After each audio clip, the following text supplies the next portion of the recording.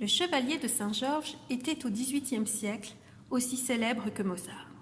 Ses œuvres seront interprétées le 11 juillet prochain par le Quatuor Antares dans le cadre du festival Musique et Mémoire, un des temps forts du 50e anniversaire de la Maison de la Négritude.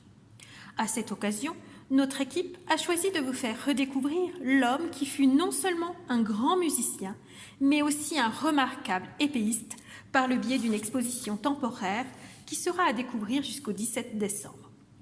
Le chevalier de Saint-Georges est le fils d'un planteur de Guadeloupe et d'une esclave. Né vers 1740-1745, il aurait dû, de par sa naissance, être esclave. Grâce à son père et à ses talents extraordinaires, il a su traverser les frontières de deux mondes apparemment inconciliables, celui de l'esclavage et celui de la noblesse. Produit de l'Ancien Régime, il épousa les valeurs de la Révolution française. Celui qui fut surnommé le dieu des armes apparaît comme l'un des meilleurs compositeurs de la France pré-révolutionnaire. Je vous propose d'en écouter un extrait.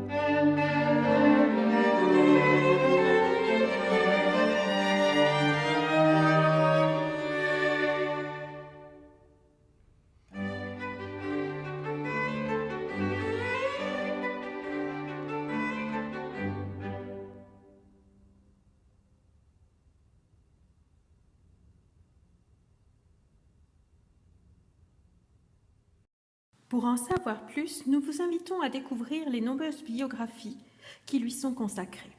À travers Saint-Georges, c'est en filigrane une histoire beaucoup plus complexe qu'il n'y paraît de l'esclavage des Noirs et du préjugé de couleur que nous vous invitons à découvrir à la Maison de la Négritude. La Maison de la Négritude est un lieu de mémoire autour de cette tragédie de l'esclavage qui conduisit à la déportation de 12 à 15 millions d'Africains, tragédie contre laquelle les habitants de Champagné se sont insurgés dès 1789.